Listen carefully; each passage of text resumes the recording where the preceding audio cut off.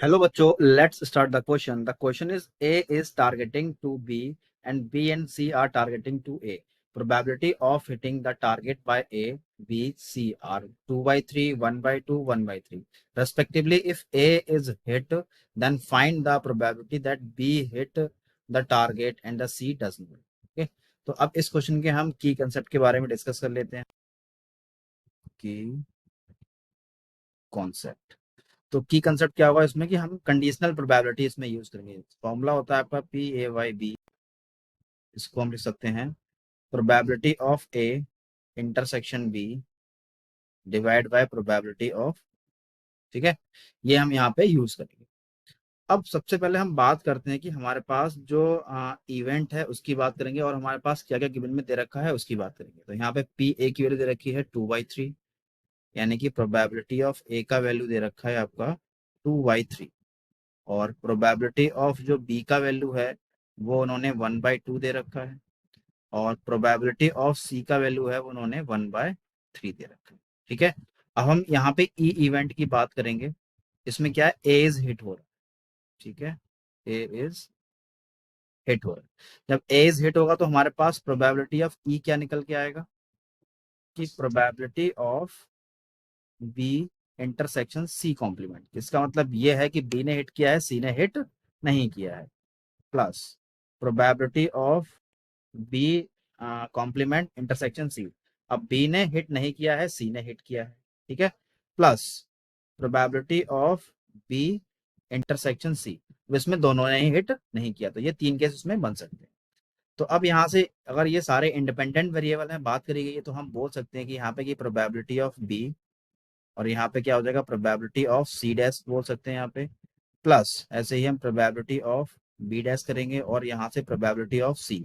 Plus ये मिलेगा आपको प्रोबेबिलिटी ऑफ बी और ऐसे ही हो जाएगा इनटू में प्रोबेबिलिटी ऑफ सी.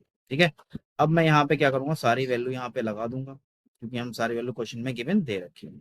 तो प्रोबेबिलिटी ऑफ बी का वैल्यू कितना दे रखा है उन्होंने, 1/2 दे रखा है. अब प्रोबेबिलिटी ऑफ सी डैश की बात हो रही है, मतलब कॉम्प्लीमेंट की बात हो रही है, तो यहाँ पे 1/3 है.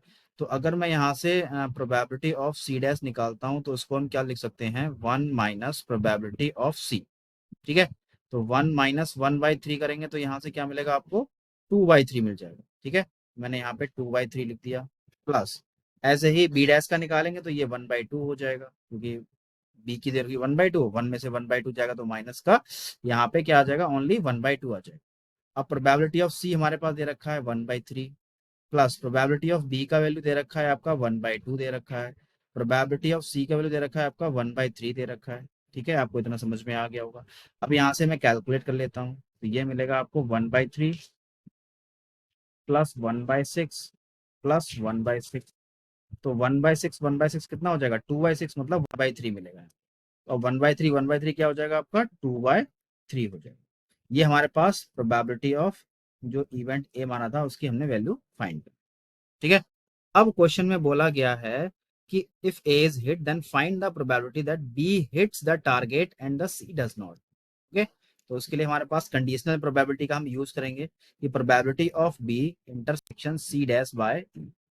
ठीक है, तो अब यहाँ से इसका फॉर्मूला हमने डिस्कस कर ही चुके हैं कि probability of B intersection C dash और इंटरसेक्शन क्या हो जाएगा आपका ई हो जाएगा और अपॉन में क्या हो जाएगा प्रोबेबिलिटी ऑफ ई.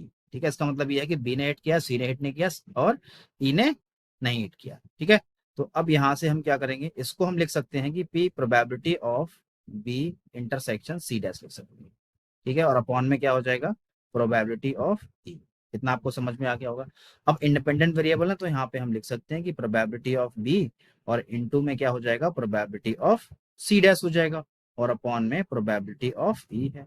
तो प्रोबेबिलिटी ऑफ जो बी का वैल्यू है वो हमारे पास दे रखा है 1/2 और प्रोबेबिलिटी ऑफ सी डैश का जो वैल्यू हमने अभी निकाला था 2/3 और प्रोबेबिलिटी ऑफ ई हमने निकाला था 2/3. ठीक है, ये क्या हो जाएंगे, आपस में कैंसिल हो जाएंगे. तो यहाँ से फाइनली आपका आंसर क्या मिल जाएगा, 1/2 मिल जाएगा. तो यही इस क्वेश्चन का फाइनल आंसर है. So I hope you understand. Thank you.